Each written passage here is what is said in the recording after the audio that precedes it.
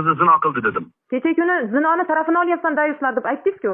Yo'q, o'sha fahsh ishlarni tarafini olyapsan Siz dedim. qayerda fahsh ishni ko'rdingiz? Kimni tayinlaligini aniq ko'rdingizmi? Yo'q, videoda ko'rib turibman, siz yalang'och o'tiribsiz o'tda.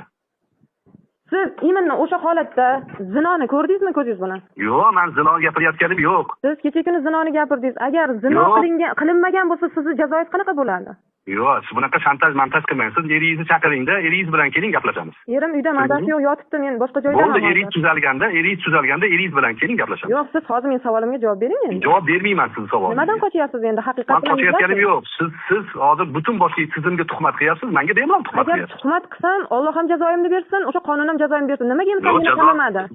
Jazo berib turibdi-yu, sizni ustingizdan hech kim shikoyat qilayotgani yo'q. Yo'q, unda nimaga meni sud qamamadi? Ichki ishlarga tuhmat qilyapti.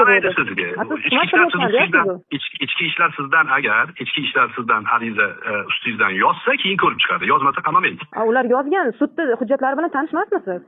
Yo'q, siz ustingizdan yozgan bo'lsa, uni sud hal qiladi deyapman men.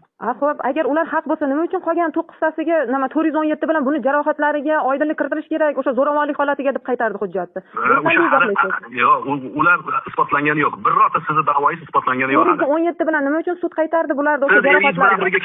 Eringiz bilan birga keling, gaplashamiz. Domla, siz meni eshiting, javob bering. Eringiz eshitmayman, siz nomahramsiz menga. Men sizni eshitmayman. O'zingizning mahramlaringiz ham internetda yuradi-ku, ularni nimaga himoya qilasiz? Siz nima deyapsiz? Himoya qilganim uchun o'tiribman. Ayollaringiz internetda yurgan bo'lsa, sizni nima deb atash kerak? Bu mavzuni sizni mavzuga aloqasi yo'q. Mening ayollarim yalang'och videolar chiqqani yo'q. Yalang'och kunga tushmaydi deb kim garantiya beradi? Agar Alloh aytadi-ku, birovning holatidan kulmagan, o'shani kuniga tushmaguncha o'ylaysan degani. To'g'rimi?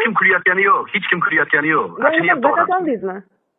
Yo'q, men zakatga ishlamayman. Yo'q, ko'p holatlarda zakatga o'xshayapti-da. Nimaga asoslab bera olmayapsiz bo'lmasa gapingizni? Siz asoslab bering zakatligini. Men sizga zakat oldingizmi deb savol berdim. Siz zakat oldingiz deganim yo'q. O'xshayapti deyapsiz. Sizga savol berdim. Men fikrimni aytyapman. Menga savol bermang. Eringiz bilan birga keling gaplashamiz. Xo'p, siz menga isbot qilib bering tuhmat qilayotganimni. Men tuhmat qilyapsiz, siz tuhmat qildingiz, men hozir menga ham tuhmat qilyapsiz. Men kimga tuhmat qildim? Zakat deb. Menga tuhmat qilyapsiz. Men hujjat bilan gapiryapman sizga. Nima uchun ular beayb bo'lsa, nima uchun oldingiz deb. Xo'p, ular nima uchun? Voy domla, unaqa xotinlarcha urushmaylik. Yo'q,